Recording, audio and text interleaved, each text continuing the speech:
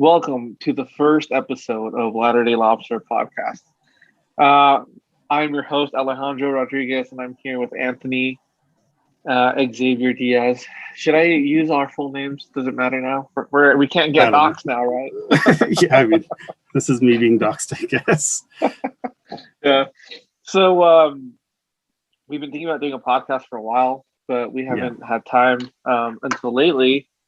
And perfect timing, I think, because now we have this Elder Holland situation on our hands. And I guess before we get into that, let's just, because not that many people know what the lobster group is. I mean, we have like 1,200 lobsters strong in our group, but anyone outside of that won't really know. So yeah, for anyone who doesn't know, Latter-day Lobsters is a group on Facebook.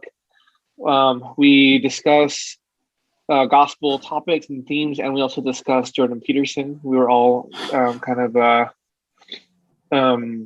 impressed with Dr. Peterson's work, especially when it comes to his philosophy on religion and psychology. So yeah, we love to see like what the confluence between LDS doctrine and Dr. Peterson's work is. You can argue that it's us mingling scripture with philosophy or philosophy with scripture, but yeah. Only God can judge us. So yeah, I mean, everybody kind of does to some extent, I feel like. So yeah. Right. Like only Republicans will go to heaven, is definitely not engaging in mingling scripture with philosophy or vice versa. So so yeah, we wanted to talk about the Elder Holland speech at BYU. Mhm. It's gotten a wide response, a lot of different opinions. A lot of people felt too. What was that? Oh, I just said pretty quickly too. Yeah, that's a surprise. Social fast. Media. Yeah. Sorry. And yeah, I was kind of like surprised by kind of both sides of the debate. So let's just jump into it. And okay, so I did a podcast about this last night, which will drop on Monday. But I think we have a really unique opportunity with this podcast. So Anthony, go ahead and just introduce yourself, kind of your background, and then let's just start with your take on it, because I feel like most people hear the positive take, not necessarily that yours is negative, but it's easy to sustain Elder Holland, right? Not that we're not sustaining, but it's easy to have his back, right? And you don't hear much criticism from him that I think is done in good faith. So I want to hear kind of a bit about your background, and then I want to hear your thoughts about Elder Holland. For sure. Yeah. So again, I'm Anthony Diaz, born and raised in New England, actually. And then I came out here to Idaho for school. BYU Idaho is where I go, or did go. I graduated in 2018, and I got married the same month, July 2018 as well. And so we've just been out here. I've just been working full time since then. And yeah, just a little bit more about me. So I joined the church when I was 16. I was born Catholic, like on the rolls, right? Baptized into that faith at an early age. Kind of when I was in middle school age, like we were going to a Baptist school up in New England. And so I was even Baptist for a time, like accepted Jesus into my heart, like the whole thing there.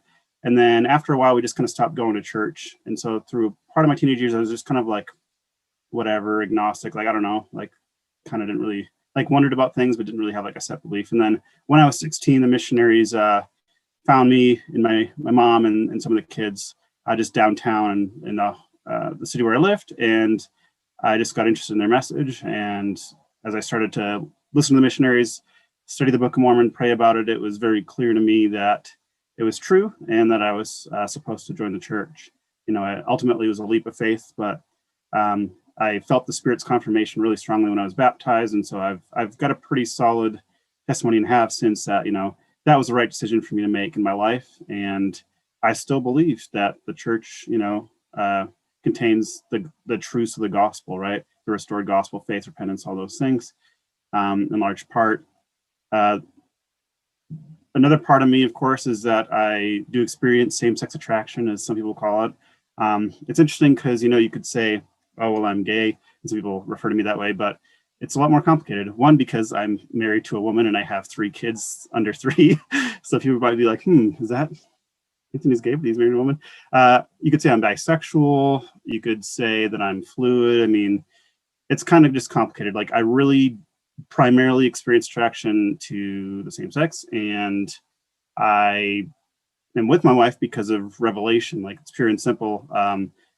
How we kind of met was we had a group project together up at BYU Idaho in abnormal psych, which I think is fitting for both of us because of our kind of, backgrounds in life.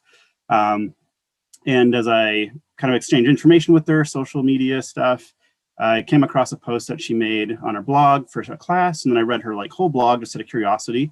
And it was actually the story of her whole journey back into the church through excommunication or rebaptism. And at the time, I was really struggling spiritually, being a, I guess, queer student at BYU Idaho. I was just kind of trying to figure out what's my path. I tried dating and never really worked out. I felt like I was walking on eggshells or forcing myself to do something that wasn't natural for me when I was dating other women, and it just didn't ever work out. And so I was like, well, maybe I'm just gonna be a monk. I'm just gonna be a Mormon monk, enjoy the single life. I was all ready for that. And then God had other plans, clearly. So basically, long story short, I read this whole story that she had of coming back, and I was like, she wouldn't have gone through that whole process, repentance process, if she didn't know that it was true. And that just really struck me. And so then the Spirit started working on me, saying, hey, this is somebody you should get to know. And eventually it told me I needed a dater. And so I was like, okay. And it was so weird because whereas I'd always forced myself to, date girls, whatever, because it was what I was supposed to do, right? In this case, the Spirit was bringing it all to me. I didn't want it. I wasn't looking for it, but God was telling me to do it. And so I did. And from the moment I met her, I'd met her during class, but from the moment we I set foot on her door to take her out on that first date, I just immediately felt comfortable. And I knew that something was different here. And long story short, we got married again in July 2018. And so I knew even then, at my ceiling, that was, as I walked to the temple, I just got this really strong confirmation that that's what I was supposed to do. And so here I am, basically. I'm still very much, those attractions are still with me. They haven't gone away. But I do love my wife. I love my kids. And I don't know, it's just one of those things where it just worked out that way. And I'm just doing what God's told me to do. And for a long time, because of that, I was really strong in defending, the church's position on, marriage is only between a man and a woman, right? And that was kind of just my kind of belief. I never really would say prayed specifically to know that was the case. I just knew for me, that's what God was telling me to do, right? When I wasn't sure. And so I just assumed that was the way it was or should be for everybody. And then actually just recently during, this whole pandemic, a lot of time to kind of be at home and think, but specifically after the birth of the twins, I just really had a lot of time kind of be thinking about things. And these things are already kind of coming up. And as I'd gotten to know more, LGBT people in their experiences and listening to that, I don't know, something just kind of changed in my heart. And I decided that I needed to reconsider really, is this what I actually believe? And I just kind of came to the very strong feeling as I thought about it that, I know, I can't say that I do know that that's the way it should actually be.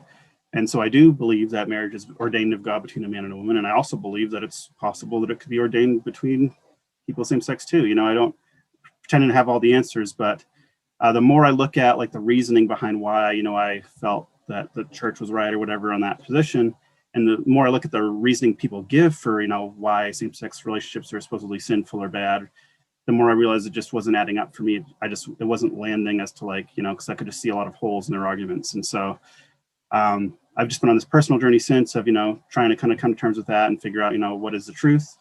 And it was kind of with that same attitude, that I approached Elder Holland's talk. At first I heard, all the hubbub and was kind of letting myself be swayed by that. But then I thought, after talking to some friends who, are more on the, they're faithful and they're very much, in support of Elder Holland's message. And I respect them and love them even where I differ. Just I need to really meditate and take some time to pray about this and then reapproach the text. And I did. And that's kind of where, I'm kind of coming from on this. Sorry, I know that was a bit long, but hopefully that kind of answers a little bit more about me. But. Yeah, for sure. No, I think you offer a really unique perspective. And I think, it's weird because I hang out on Twitter all the time, and Twitter is such a weird space. It is. Whereas, who is it? Noam Chomsky, nihilist for Jesus. He says Twitter isn't a space; it's a state of mind. Yeah. And yeah, and I love that guy. He's hilarious. But the problem with the online discussion is, it's if you're on Facebook, then the problem is, you can select who your friends are, and you tend to be friends with people that you agree with, which is Right. fine. But then on Twitter, Right. the problem becomes It's like the on Twitter opposite. there are no boundaries, and so you get everyone's opinion all in one place, Yeah. and then tribalism happens quickly because you Yeah. instantly see an opinion that is not yours, and then you either block You or you right. That's you true. It is a unfollow little or different that whatever. way. Hmm. Yeah, so having this conversation, and diversity of opinions, I think is great. Um, so so you said you spoke with first you spoke with people who were kind of on the faithful side, and then you kind of like went back to the text Hmm. to see what was the hubbub. So let's see. Let's start with this. Let's start with your impressions of it, and then I'll give you my thoughts on it, and then we'll Sure. go from there. Yeah, I think just kind of the impression I had, I just listening to the talk, right, hearing his tone of voice and everything like that, and then reading through, um, I felt, like that he really is like genuine in what he's saying and believing, for the most part, especially in that beginning of the talk. He just talks about his experiences at BYU, these sacred special experiences, and I really appreciated that. In fact, I resonated with that. I've had, similar experiences up at BYU, Idaho, and I really do believe, it is a good university. It's, consecrated university. And so I'm approaching it kind of like from that attitude, right? Um, and it was just interesting because, he kind of goes through all that and, what makes BYU it's a great university, commitment to the Savior and the doctrine. And then it's just kind of interesting when it starts to take that, shift. Because he talks about, kind of prefacing it with like, people are having to give their sacred funds to help keep BYU going, and so there is a responsibility around making sure that the church and the college is really representing, what the Lord's work is, which I totally agree with. Like it should, definitely. And he kind of goes into that whole parable with Elder Oaks, quoting Elder, or I think it was I believe it was Elder Elder Maxwell, right? Maxwell. Elder Maxwell, yeah, talking about, that kind of that metaphor right of the musket. So like, needing to defend the kingdom as well as, work to build up the doctrine and the people. So yeah, I'm grateful we have scholars today who can handle, as it were, both trials and muskets. And, Elder Oaks then says, I'd like to hear a little more Musket Fire, basically saying, he wants to see more defense of the faith. Which in general, like I get that. I definitely understand that. And I don't think that the musket, trial musket metaphor is meant in any way to be like a violent thing. I know a lot of people are like getting upset about that, and I understand like some of the implications, which I'll talk about probably a little bit later. But that wasn't even really what bugged me the most, I guess, about it. I got what he was saying there.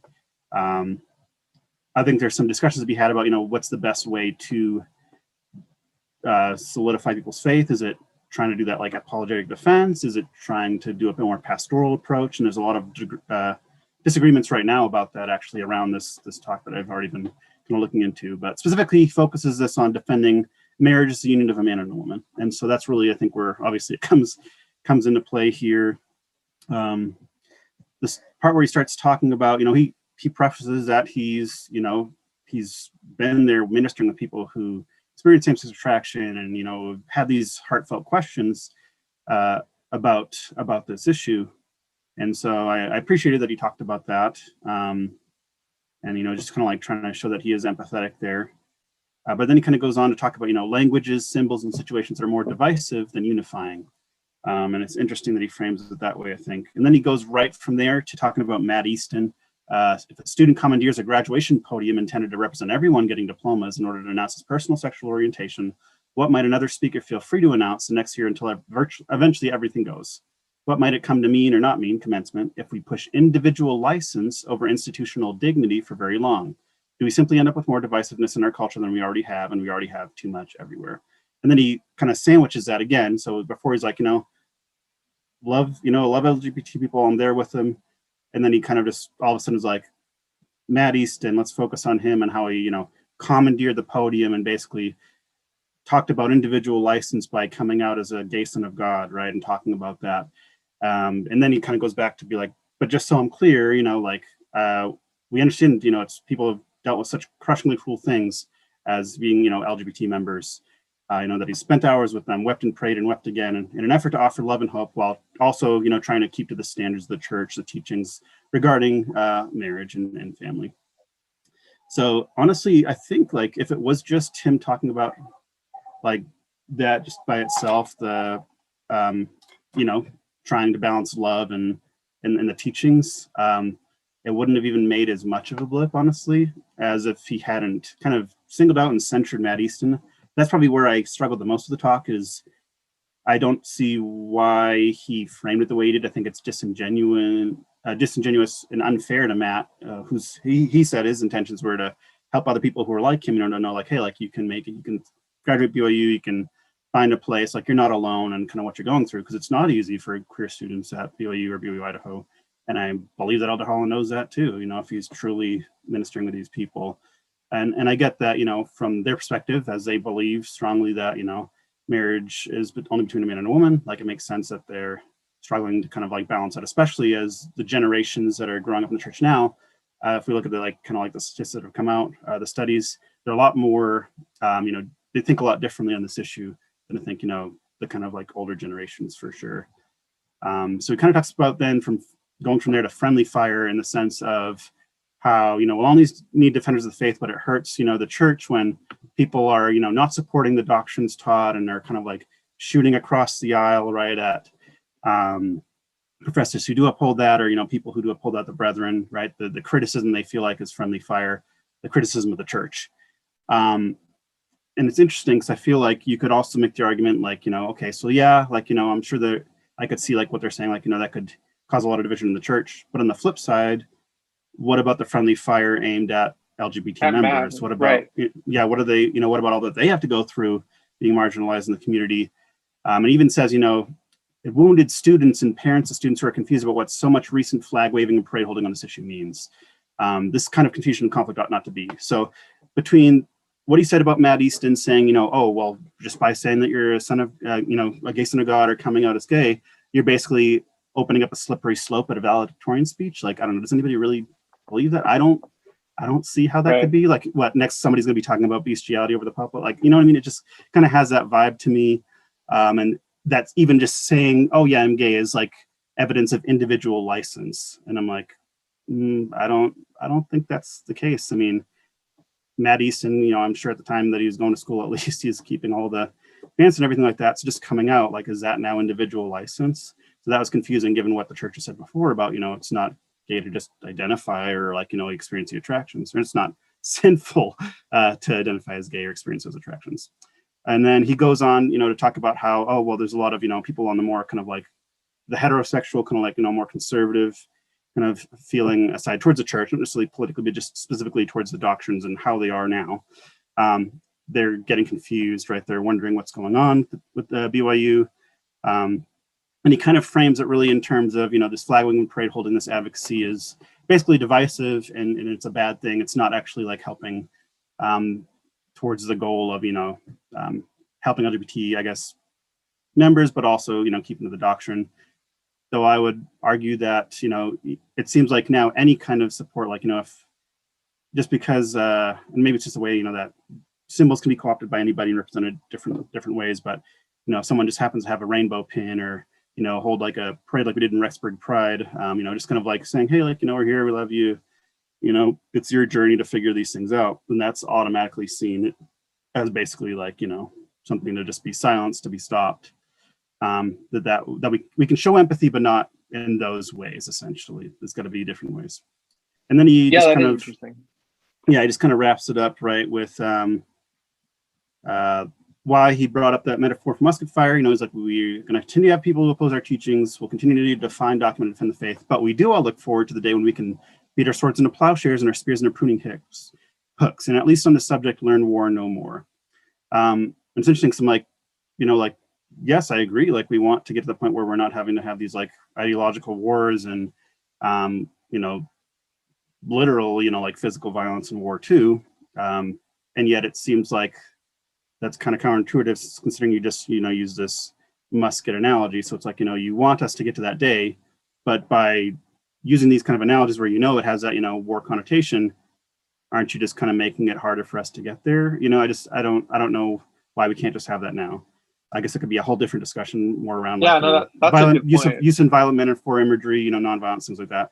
And he Well, also no, yeah, says, yeah, well, let's touch on that a little later. No, yeah, keep going, but let's put a pin on that because I want to come back to that in a minute. yeah, for sure. And then, sorry, I'm almost in here, but one more thing, while I have focused on the same-sex topic this morning more than I would have liked, I pray that you'll see it as emblematic of a lot of issues our students and community face in this complex contemporary world of ours. And then he says, but I digress, and he goes back to, why BYU is such a great school and what he's hoping for it.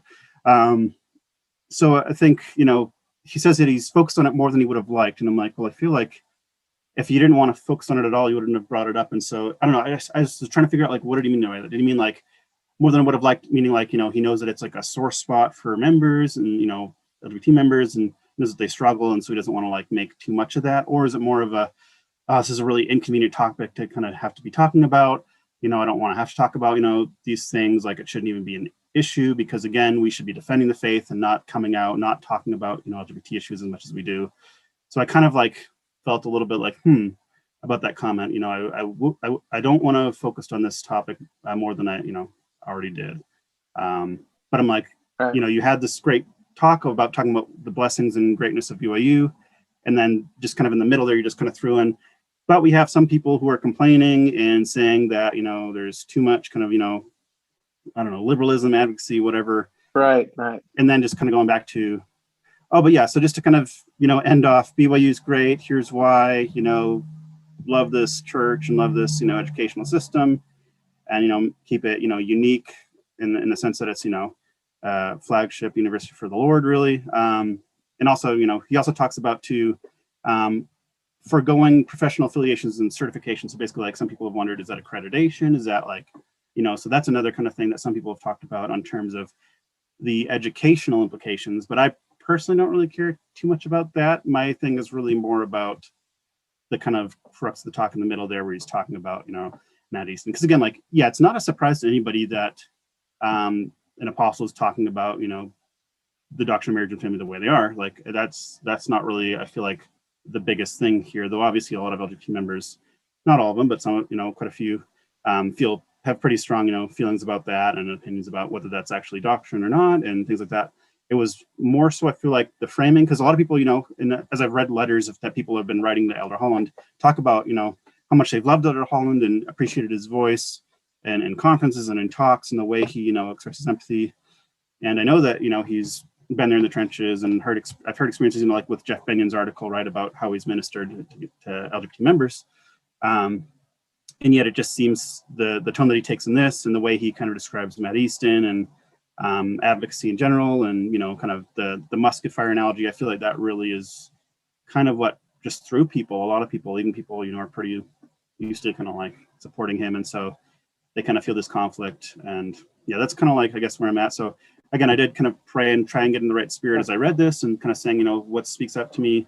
And, I would say, again, the beginning of it, yeah, I do totally agree with him about BYU and that it should have, a unique mission, following the Savior. I also agree that, let me see if I can find the specific part of it there. Okay. Oh, here it is. So yeah, he said, as near as I can tell, Christ never once withheld his love from anyone, but he also never once said to anyone, because I love you, you are exempt from keeping my commandments. We are tasked with that, trying to strike that same sensitive, demanding balance in our lives. And I felt the spirit of that. I agree that, just because he loves us doesn't mean that he doesn't want us to keep his commandments so that we can become more like him. I think it comes back to what's actually his commandments. And, right now, really mostly just through the kind of apostolic, and prophetic pronouncements on this topic. That's where we get that commandment of, marriage is only between no man and woman. I would argue in the scriptures, it's not nearly as clear cut. But yeah, that's kind of what I'm seeing with that. So sure.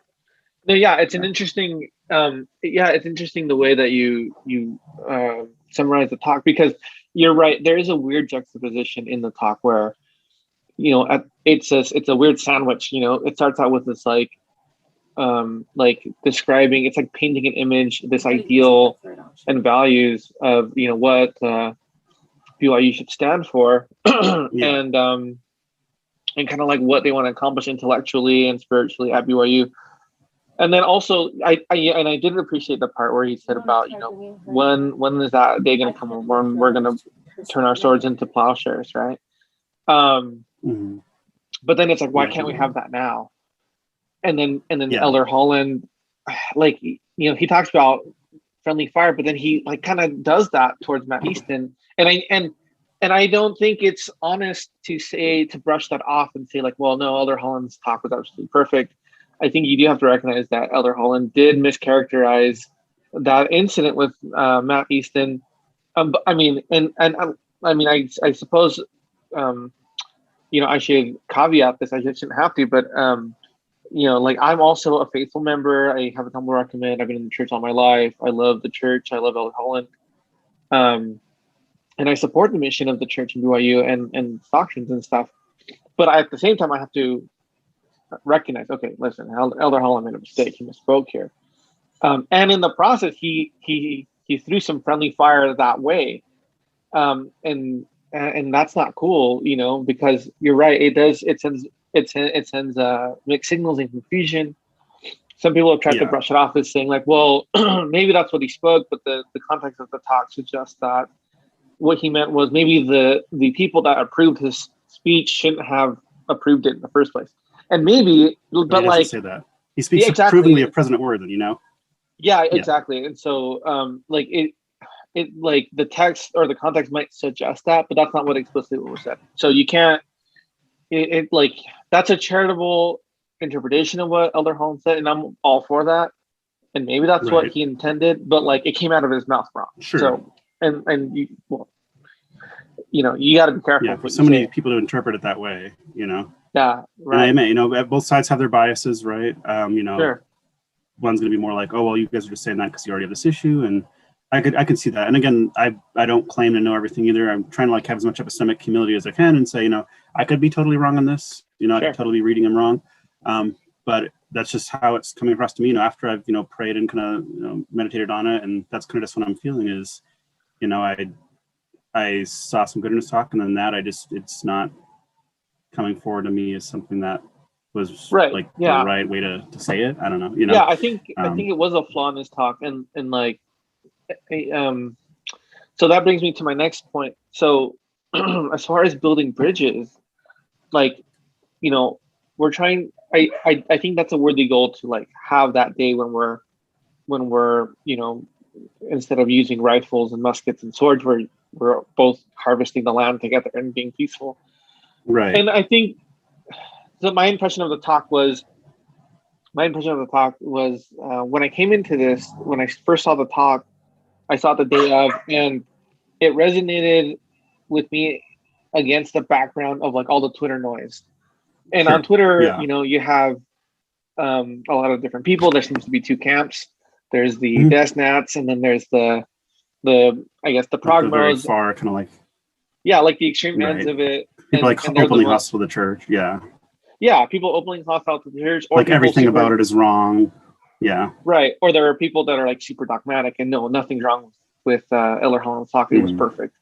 And like, that's not true. Like, there was obviously a flaw in it. But what I hear from these people, and a lot of people find themselves.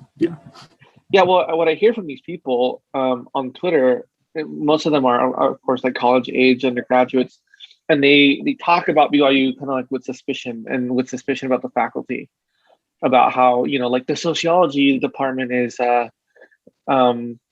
undermining people's faiths and stuff like that. And so when I hear Elder Holland talk about, like, when he starts talking about the nostalgia and the narrative he had at BYU, it like I get the sense that it like speaks to these people that are skeptical about BYU faculty and what their intentions are with their research and with how they teach their courses.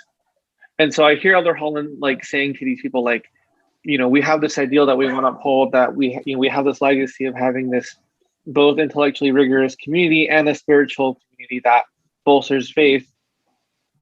And then when he gets into the part about, kind of where he kind of gives everyone at BYU kind of like a wake up call, you need to both build the temple of God with the trowel in one hand and then with musket on the other hand. He's sort of like calling these people out to say, you have a mission to uphold.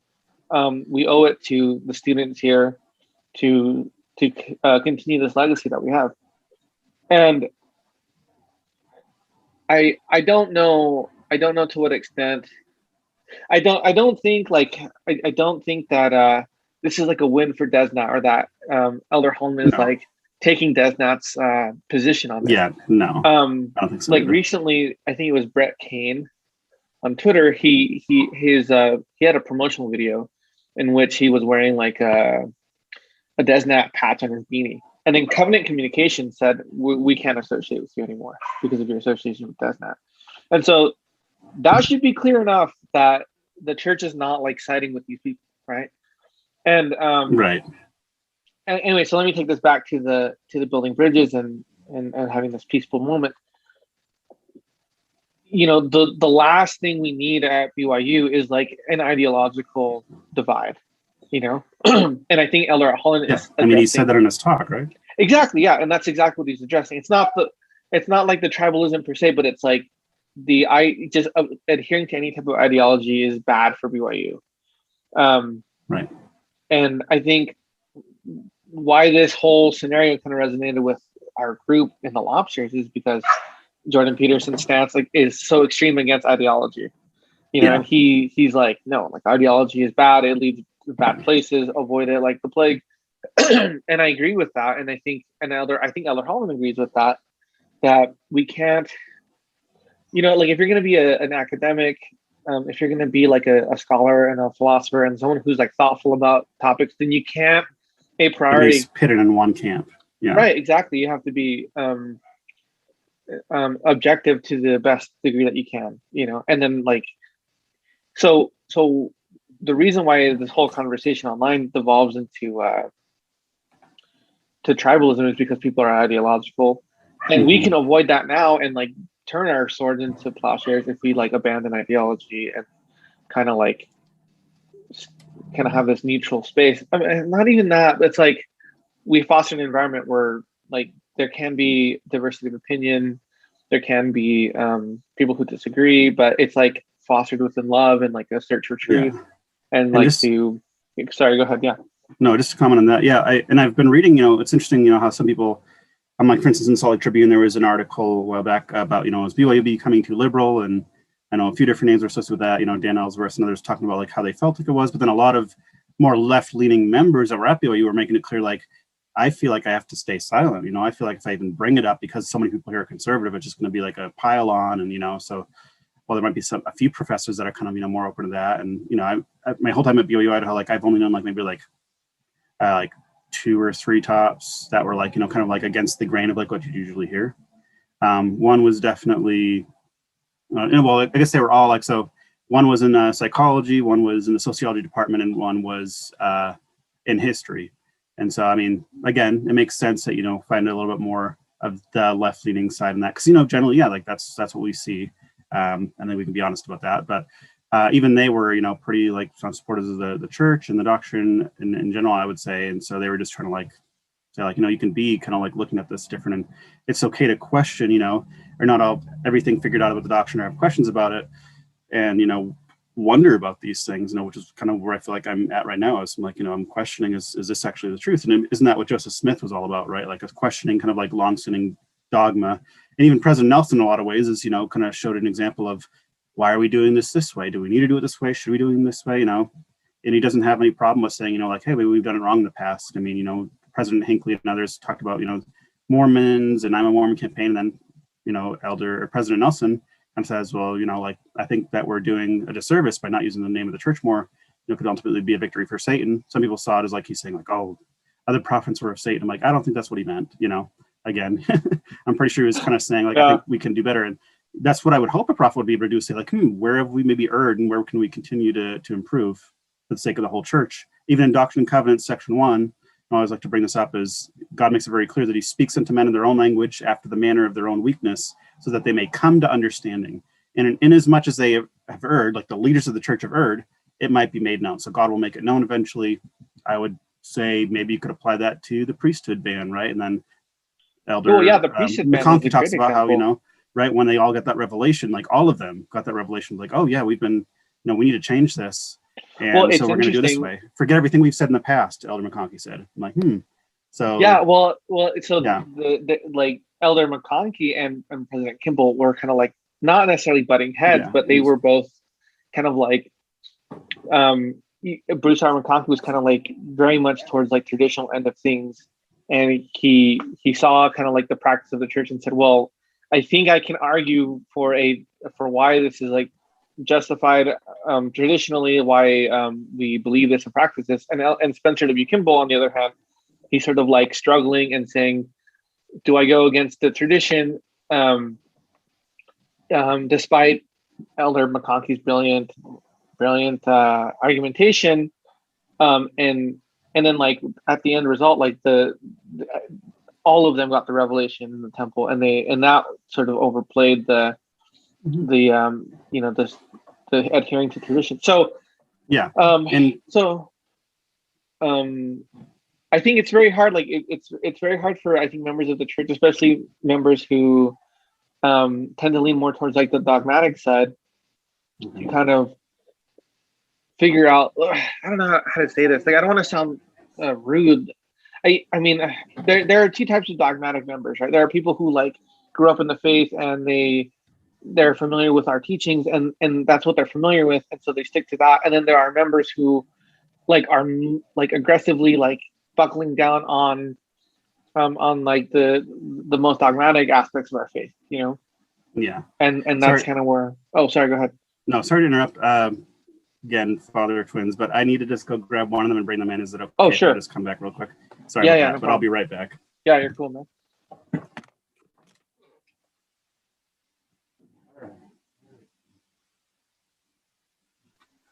Thanks.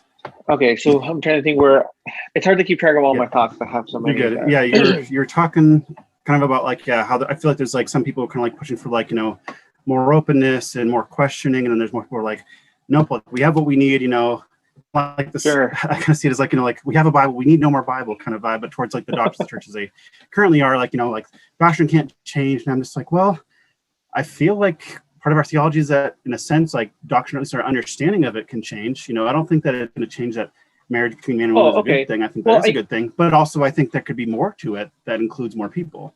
Well, I think that's threatening some people. Well, I think it can be threatening to people, and I think also like the assumptions that we have about certain things go unexamined. I think who was it? Frankfurt. It was for a long time. Yeah, I think it was Frankfurt who said like, no, it wasn't Frankfurt. Who's that guy? He was quoting Frankfurt. He was like the guy that was talking about, fish and water.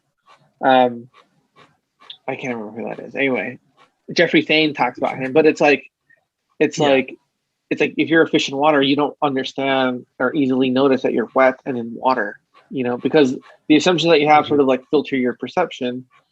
And so, and for but for President Kimball, right, it's like he had those lenses and those filtered his perception, and it's hard to step outside of those. But then the moment he did, that's when revelation flowed, and that's when he was able to get everyone on board with the change. And I think, the way that people talk about revelation and the Spirit is sort of like the same way that they talk about insight, and they talk about like those aha moments, where you have that flash of insight and that flash of revelation, and it doesn't come from you because you didn't know what the answer was previously. It like something sparks that, and you're like, okay, you're like, okay, this is where this is where I'm being led, and it's more correct than the previous position I had. So I think Peterson too. Go ahead. And I was just thinking about this, this whole idea of like the known and the unknown, right? He talks a lot about that, like, and then within the unknown, how much do we not know? And I feel like if we could approach our doctrine more like that, there's still so much for us to know, right? The revelation, the restoration is still unfolding, and so kind of buckle up. What could be the possibilities there? And, is it possible that maybe like, not just maybe in the brethren or maybe not in them, but maybe they're just waiting for the rest of us here in the church to kind of realize that and to kind of get beyond kind of like more dogmatic, I guess, stance that we're taking on certain issues. I wonder if there's more. I think so too. I think the fear that people who are kind of like on the dogmatic side have of people who are sort of more on the progressive is they kind of sense that, okay, no, you're just going to throw away all our tradition willy-nilly and impose your own image onto the structure, right? And then Right. and then I think people who are genuinely trying to like gain an insight are saying, no, I can't just impose my stuff onto the structure. I have to Right. I have to recognize where the dogmatic frame is insufficient, and then expand my frame sufficiently enough that I can now like provide a better solution to this problem. Because Right. Kind of like accommodation, assimilation. Yeah. Exactly right. Yeah, exactly right. Like I couldn't have said it better myself. But yeah, it's And I that would even say, assimilation idea, or like kind of like that scaffolding almost out of the thing. Mm-hmm. Yeah, I would say that. I remember where I was with that thought. Maybe never mind. I guess I lost assimilation. Go ahead. Yeah, assimilation, accommodation.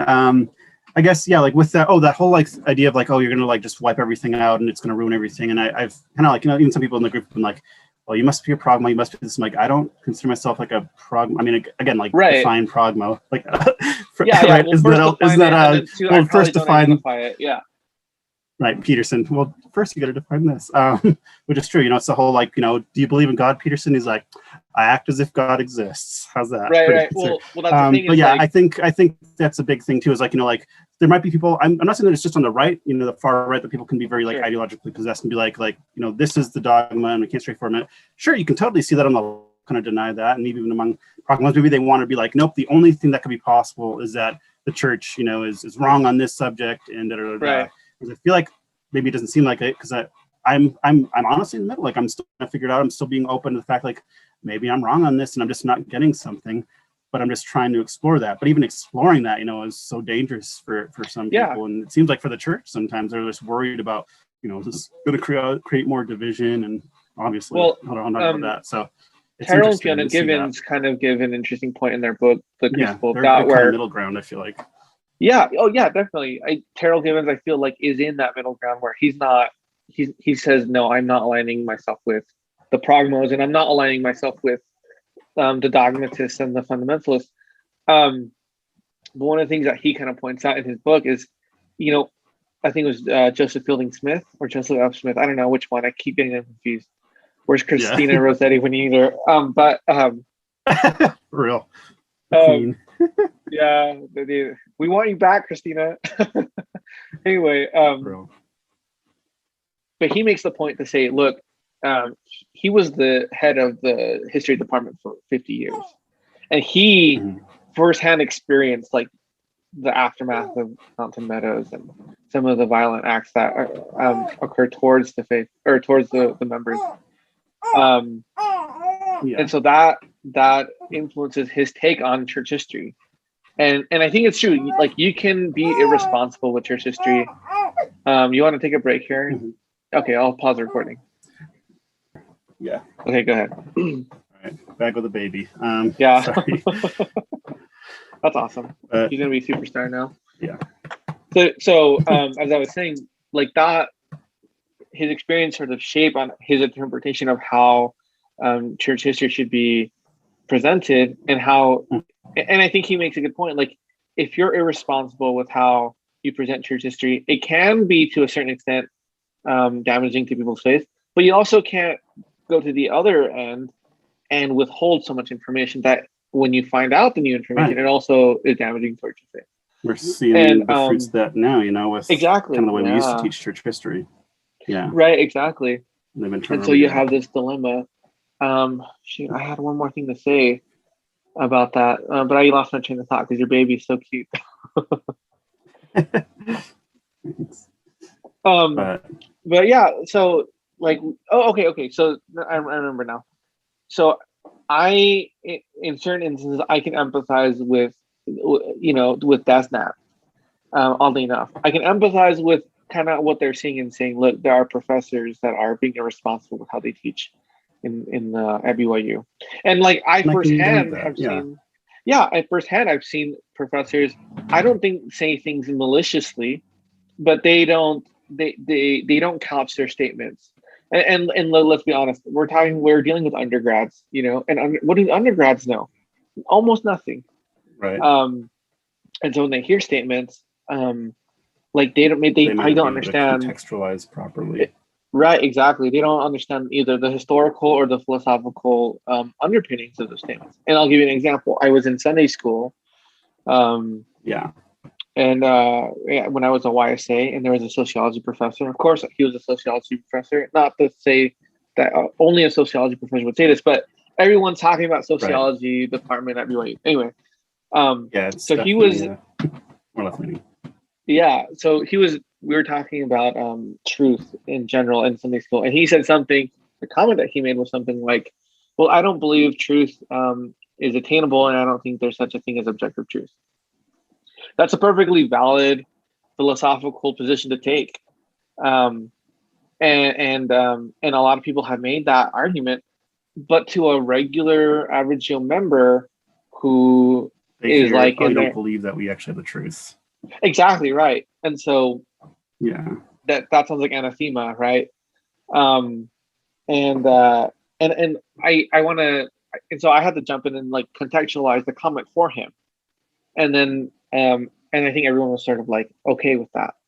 And like I said, I don't think he was doing it maliciously, but I think like undergraduates, like they need BYU so that they can be able to like navigate these types of conversations. Yeah, they need and to then be we can build those tools of understanding before you say right, it. exactly. Absolutely. Yeah. And so I think sure. So I really like what Elder Holland was saying. Like we need to arm these students with the tools and values in order to have these complicated discussions. Yeah. No, for sure. I think that okay, so there's that, and then the part about the valedictorian, as I said earlier, like I did think he misrepresented that, and I think with his metaphor, well, no, I don't want to confuse the two, but so the problem with apologetics right now is it inevitably creates an us versus them dichotomy, and I don't think the evangelicals help because they're all about like, Mormons aren't Christians and you guys are going to hell. You need to be saved. Sure, maybe we've reacted to that a bit too much instead of taking the higher road. And I think with that whole thing too, of kind of that us versus them. I mean, even I feel like the Gibbons have argued towards a more pastoral apologetic of, instead of this whole like kind of classic like fair like defense space, and no, you can make like reasoned arguments for your faith. And this is kind of like like how I feel like it was for me, like when I got into like apologetics and I was like, a teenager, which just imagine how well that went.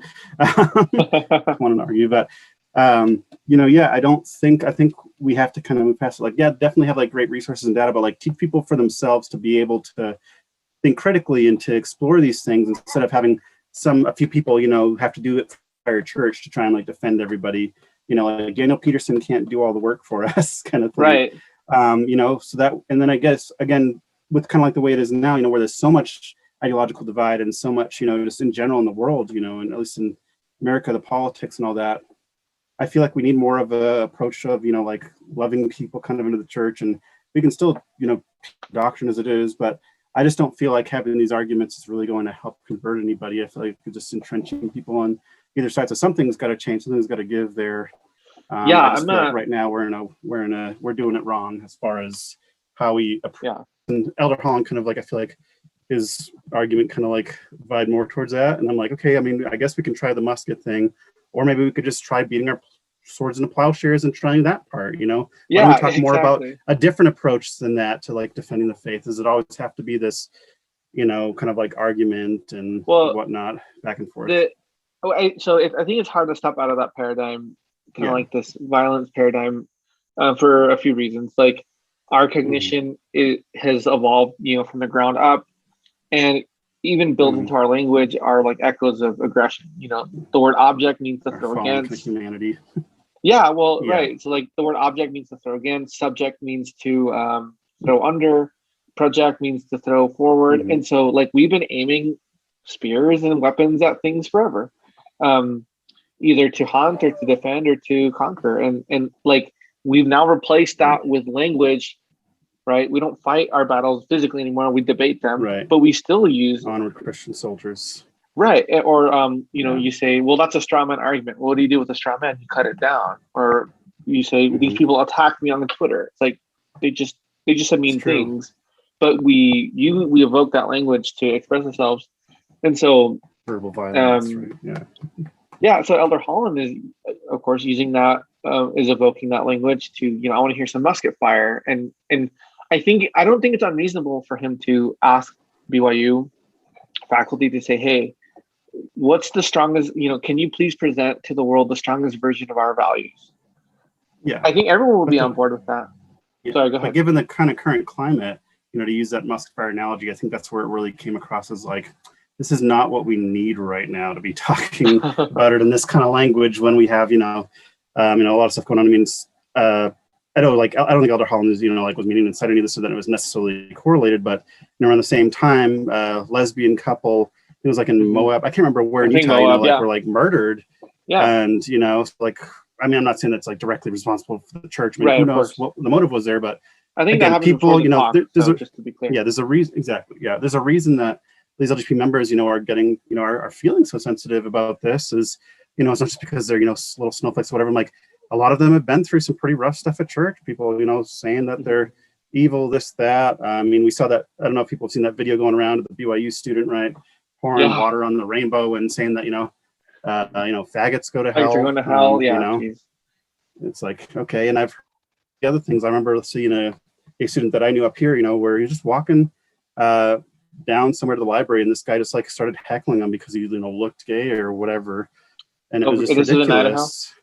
Yeah, a roommate I had, that basically told me that what Africa is doing to gay people is perfectly good in his eyes, and I was like, excuse me, like this, you're Christian? It's just it's just, I know this is probably isn't even the majority of people, who like, you're like, well, I'm just defending, the church. Like, I get that. But the fact that there are these people amongst us, and have these hard hearts and look at it this way is just, what is, like, gay people aren't just pulling this stuff out of nowhere. Like, they're really going through a lot, and having to figure this out. And I don't think people can always appreciate that, like to what level that's really tough on people. And so I think a little bit more charity given to LGBT people would have been nice. And I feel like in this talk, like, while he kind of talks about how he's personally like done that, I feel like his message kind of like says otherwise, the way he characterized Matt Easton.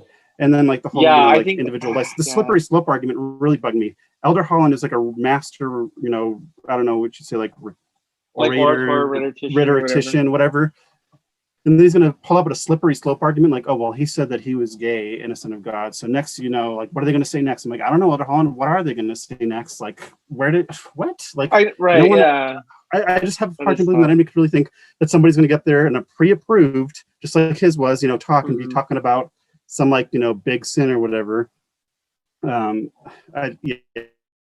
of like. I agree. I mean, that part did fall flat on my ears. Yeah. That's where I think a lot of people are getting like, a bit more angry at him. And I don't hate Elder Holland. Like, I love him, and I believe he's an apostle. I believe but I also believe that, no one is inerrant, and I'm not saying that I'm inerrant. I'm definitely inerrant, and so we're all just kind of trying to figure this out, and it helps to not have so much divisive language. He talks about divisions, but like divisive language in his talk that is kind of like making it, I feel like, more difficult to figure these things out and feel like, oh, if I even, want to question this, then I'm going to be like church, or if I support this gay member, then that means I'm going to get my temple recommend revoked or whatever. So I'm not going to like refuse to go to their marriage or something. And I agree with that. I agree with everything you said there. So I do think it's important. Like, one of the reasons why I appreciate your perspective is like, this isn't like Twitter, now a podcast. It's like we're trying to wade through this together in a way that's reasonable and respectful, and also faith affirming. I mean, as much as we can, right? So I mean, I totally agree. I'm trying to think what else in the talk I liked or disliked. For me, that was a big thing, the Matt Easton thing, the Musket Fire thing. So I know some people, I can understand within the context of like how people are being treated, LGBT people are being treated. That maybe that like it's hard to separate the association. Although I think you can, but it's hard to. And I think I would have appreciated more like ownership of like, that sometimes like it comes from the members, because he says,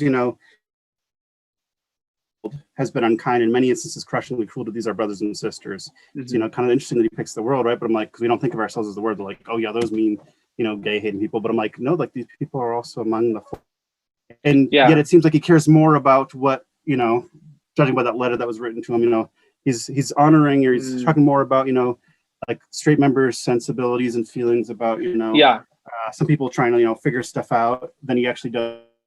And I know he says, right, that he cares about us, but again, like the way he framed it, it's like, oh, well, what's more important is, what the majority thinks, because and that's why some people have kind of like cynically, sure, but it's just because they're the ones who are your main donors, right? Like they're the ones who are threatening to pull their kids away. And I'm like, right now, people are still trying to get into BYU when they can't, just because of academics. I mean, like, it's not like there's like a dearth of people wanting to come here, I would argue. And so I don't know, that just fell flat for me too. This whole like, oh, we got to, watch out for their sensitive, feelings. And I'm like, okay, so it only goes one way then, is kind of what you're saying? Like, well, if that's it's not so what you hard. mean, and I don't want to believe that's what you mean, then it's just the way you worded it. It kind of sounds like that's what you mean, is you're more worried about institutional dignity, right, than you are about, well, you calls it individual license. What about individual, like, like dignity? Why is the institutional dignity? Like, so it's basically saying I care more about BYU's reputation than I do about, the plight of some of its students, is kind of how some people are taking it. Yeah, it's kind of hard to, that's a good point. So I remember, like, when the talk was published and put on YouTube and it kind of made the waves, I started seeing on Twitter things like, DesNat is back, like hashtag DesNat, or Holland's one of us, which is really interesting because on the flip side, like, people in the LGBT community, love letter. Right. Well, and then not only that, but people on the LGBT side for many years thought, well, no, Elder Holland's our boy, and like, it's talked about us in positive ways. And like, again, it's like there's that tribalism that emerges. It's like Elder Holland, people are trying to frame Elder Holland, he's either there or over here, and I think that's wrong. He explicitly, like, was trying to avoid that. It's unfair. He's trying to be in the middle, I think he was. I don't think he's one or the other. But I do notice, like I said earlier, there's this suspicion, this rumbling on the ground, people being suspicious of BYU faculty, and like I said, I can empathize with that position a little bit, but at the same time, there's some validity, I'd say, but there's also so there was a Change.org petition that came out, I think, about a year ago. Created by two students. One is a brilliant, I think she's a lit major, and she is super well read, thoughtful, lovely person, thoughtful, intellectually honest person. And then the other student, I think he's from Europe. He's an ideologue, because I've been to meetings with BYU students, at BYU clubs where people talk about these issues. I would say not in very sophisticated terms, but my point is, they created this petition. I think they're trying to get 5,000 signatures. But it's been around for a year and they still don't have the signatures. You would think that if this problem was so rampant at BYU, that they would have the signatures fairly quickly. And they don't. And so that's telling. And like, I don't think they're I don't think they're trying to be malicious or anything, but like, if you want to use that as a gauge for how BYU students feel, like, then that indicates that no, most BYU students, or at least a small minority of students, agree with them, and the majority do not. Like, they feel that BYU is like, that whole thing of like the most vocal are going to be the ones that are, the most, the most invested, I guess, in kind of like their gripe, which I guess could go both ways too. But I just am like, okay, like, all like considering that they're right college students who don't have all this grounding and all these things, like, maybe they could be overreacting, and how can we never like assume that, there's all these letters from all these parents or students say my BYU professor is a heretic because he dared to say this, and I'm like, okay, well, I've been in those classes at BYU Idaho, and I know that some of those people definitely are hearing things that are not like what they think. These are the same people who think that being gay is a fad for some people, and that by promoting vaccines, that that's just. I just want to get my personal revelation, right? That's not an actual like thing the church wants us to. They just want us to, they're suggesting it. So I'm like, you guys can have that, but we can't. We can't say, maybe this isn't totally right, and we should pray about this. it's kind of hypocritical. And again, I think Yeah. we should take with a grain of salt some of these complaints as well, and say, who are the ones making these, and are they willing to like tell us specific examples? Right. And I've And seen that's like another maybe thing too. 2 or 3 tops, Yeah, exactly. I've seen 2 or 3 times where people have named and a names, but like other lot than of that, liberal students saying that they feel like they have to be silent. Actually, they're not the ones. right. Maybe they're saying, well, it's the professors, not the students. But I just think that's telling as well. Yeah. That even No, among yeah, the I totally professors, agree. they don't want to see anything. That Right. disagrees. Yeah. So it's hard to, I don't know. So I felt like Elder Holland was sort of like singing to that choir, that's saying, woe is me, Yeah. we're being persecuted at BYU by the sociology department. And By the gays. Yeah. and yeah, and then Elder Holland also we have so said much something power, like, in the institution. yeah, exactly, especially at BYU. But Elder Holland didn't. I mean, Elder Holland is also like a nuanced thinker, and he said, well, we get letters like this all the time. And he kind of like brushing it off, like, okay, yeah, just one more of these letters, like, boohoo. And then he goes on to say, like, okay, but just so we're clear, we do want you to defend the values of the church. And then he goes into his metaphor and going, and talking about Matt Easton. But like on the one hand he's addressing it, and on the other hand he's saying, like, we always get these types of complaints. Like, we've been getting these for years, and they're not that serious. And I think that more. Yeah, he had it's not like the brethren aren't aware of these people's complaints, but I also think like they have eyes on the ground. They're not unaware of what's happening at BYU. They know exactly what's going on at BYU, and I think BYU is in pretty good shape. Yeah. I don't know. Anything else you want to add to about I'm Elder not worried Holland's about BYU's future. Yeah, me neither. I don't think Yeah. BYU is going to turn into Liberty University.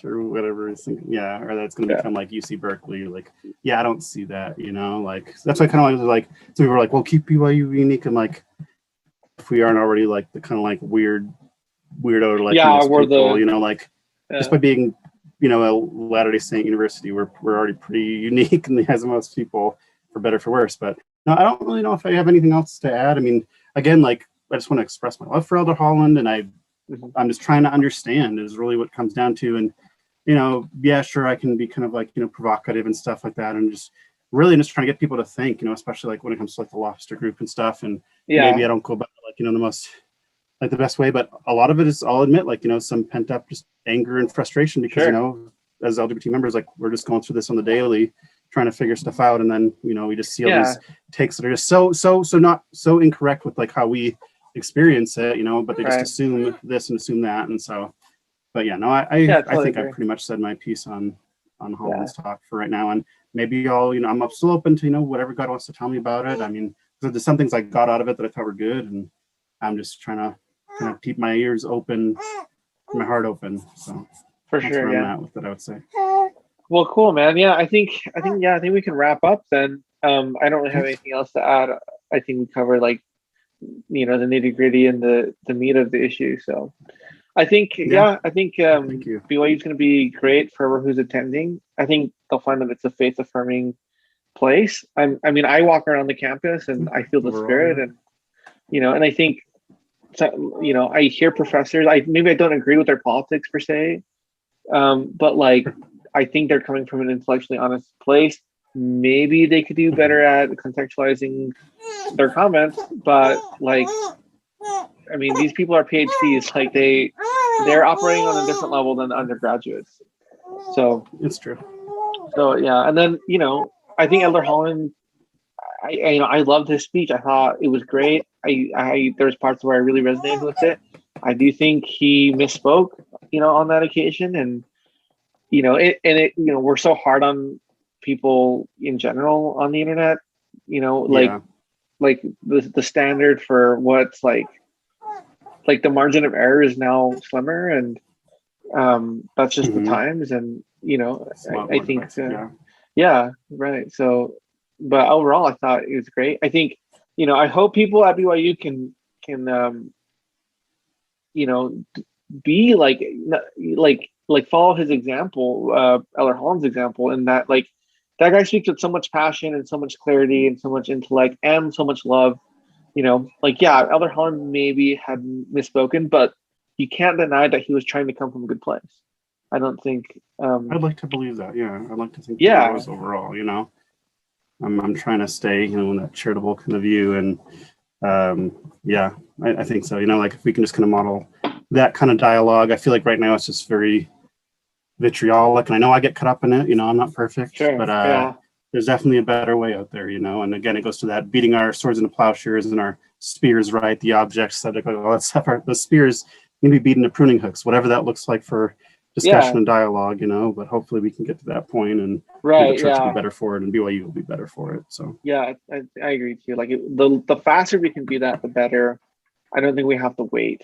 You know, we can do it. We can attempt to do it now. So very cool. Well, thank you so much, Anthony. We're gonna. Yeah, no problem. Thank you. I think this is a good first episode. Hopefully, we'll have more and better and even grander episodes. I'm excited for what's in the pipeline. Yeah. So, anyways, it looks like it's bedtime, so I'll let you go, man. Yes. Yeah, a little fussy. Thanks. Cool. I appreciate it. Yeah.